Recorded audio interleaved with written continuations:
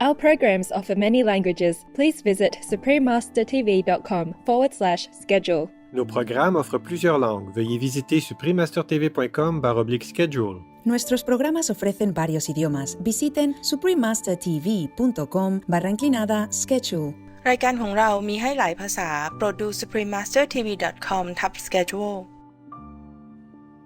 The only way to spiritual balance is to open your heart to the divine light. Please continue watching to find out more.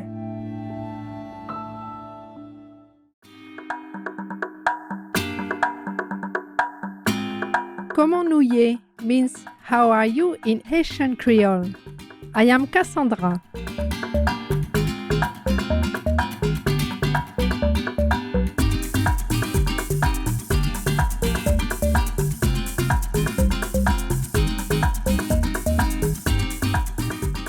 The wonderful people of Haiti thank you for your kindness and love. May God bless you.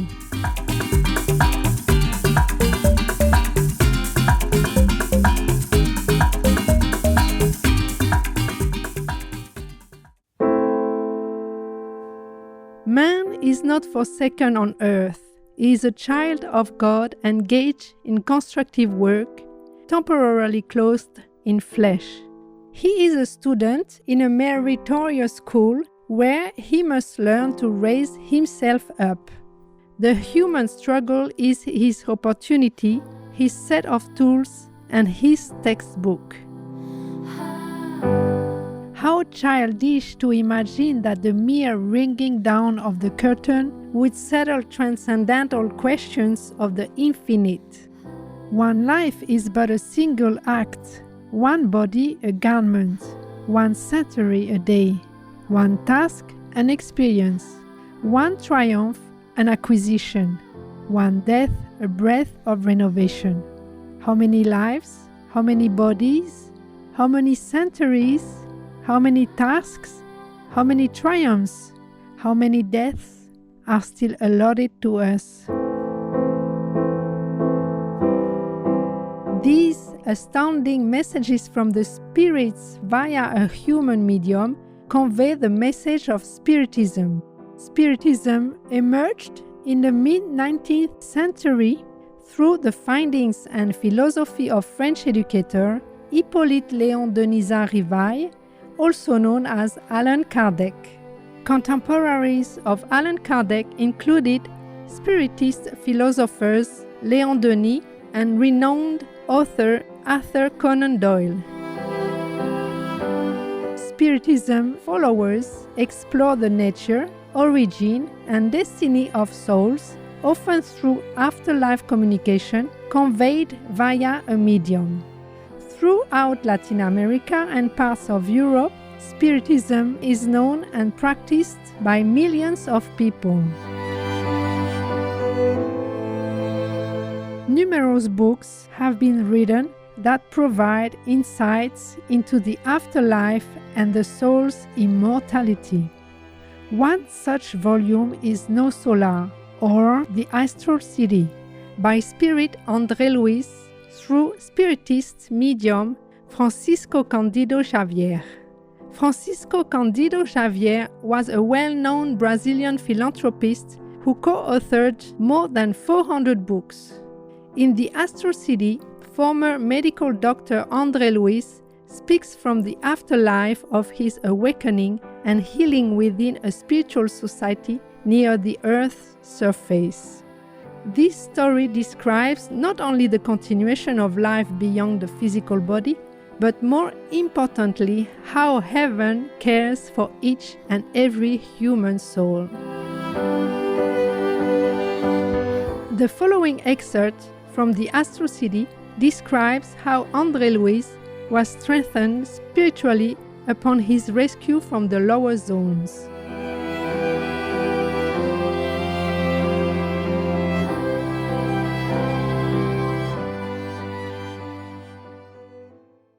Chapter 6 Precious Advice. The following day after the evening prayer, Clarence came to see me accompanied by my attendant. Radiating kindness, he asked affectionately, How are you?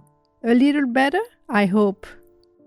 Like any patient on earth who suddenly finds himself the center of attention, I was moved to self-pity. Reverting to my old habit of abusing brotherly love, I began to complain. I do feel a little better, but I'm still suffering a great deal.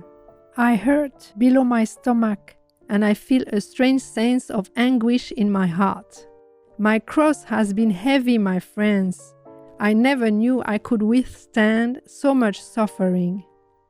Now that I can think clearly again, I feel sure that these trials have sapped all of my remaining strength. Clarence listened attentively, not showing the least sign of impatience. He even seemed interested, and his attitude encouraged me to continue. Not only that, my moral sufferings are really indescribable. Now that the outside storm has subsided thanks to the assistance I have received here, I've had to face a storm within my soul. What has become of my wife and children? I wonder whether my eldest child, my only son, has followed the plans I made for him.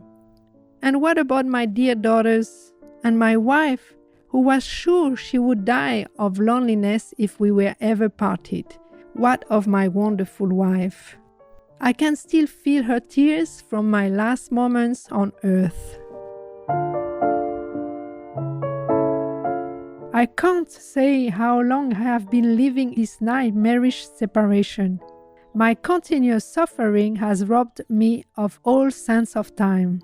Where is my poor wife? Weeping beside cold ashes, or at the gates of death herself? What bitter sorrow! What a terrible fate for a man devoted to his family! Very few have gone through as much as I am sure. Why, even on earth I suffered years of vicissitudes, bitter disappointments and infirmities, and was granted only a few hours of happiness in return. Then I was subjected to painful physical death, followed by unceasing torture in spirit and a never-ending succession of miseries and tears. Is there no meaning of attaining peace? As much as I may wish to adopt an optimistic attitude, I can't help feeling heavy-hearted and full of grief. What an unfortunate fate, generous benefactor! By that time, my feelings of self-pity had reached such proportions that my words gave way to tears. Clarence, however, rose calmly and asked simply, "My dear friend, do you really seek your spiritual cure?"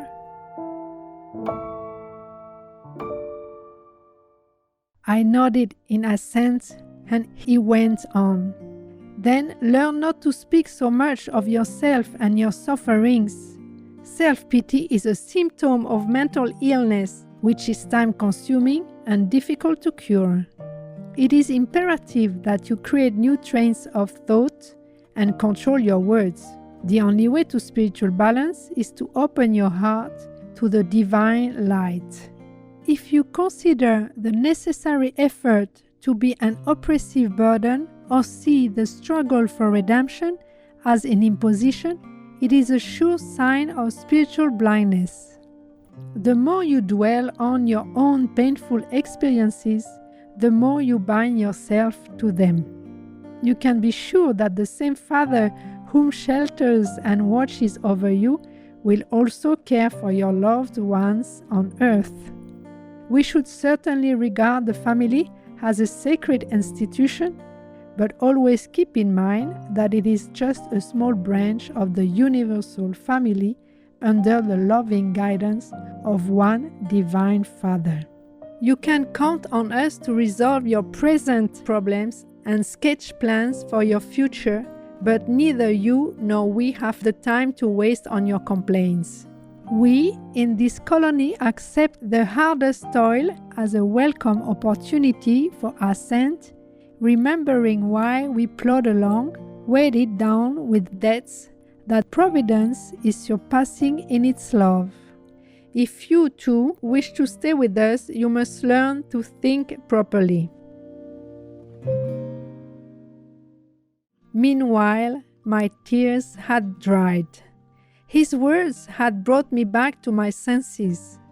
I was ashamed of my own weakness, and I adopted a different attitude. While in the flesh, continued Clarence, didn't you compete for lucrative positions, knowing their advantages? Didn't you appreciate the legitimate means of increasing the welfare of your loved ones? Weren't you engaged in obtaining just fees in the interest of adding to the comfort and stability of your family? Here, the program is the same, only the details differ. On Earth, conventionalities and monetary gains are the ruling forces, whereas here we aim at constructive work with lasting benefits to the immortal spirit. We look on suffering as a means to enrich the soul, and on each suffering as a step towards our divine goal. Can you see the difference? Weak souls resist service and remain inactive, venting their complaints to all.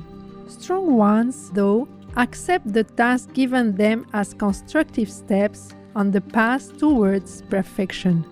Mind you, no one will blame you for missing your earthly family or would ever think of extinguishing your source of sublime feelings. Nevertheless, you must remember that tears of despair help nothing. If you really love your earthly family and wish to be useful to them, you must first accept your present condition cheerfully. A long pause ensued. Clarence's advice had changed the current of my thoughts, and I began to ponder on his wisdom. While I was still immersed in deep reflection, my benefactor, like a father who forgets the waywardness of his child and recommences a lesson with the same serenity, asked again with a bright smile, "Well, how are you now? A little better?" Pleased and comforted to feel I was forgiven, like a little boy anxious to learn, I replied, "I am better now, to better understand the divine will."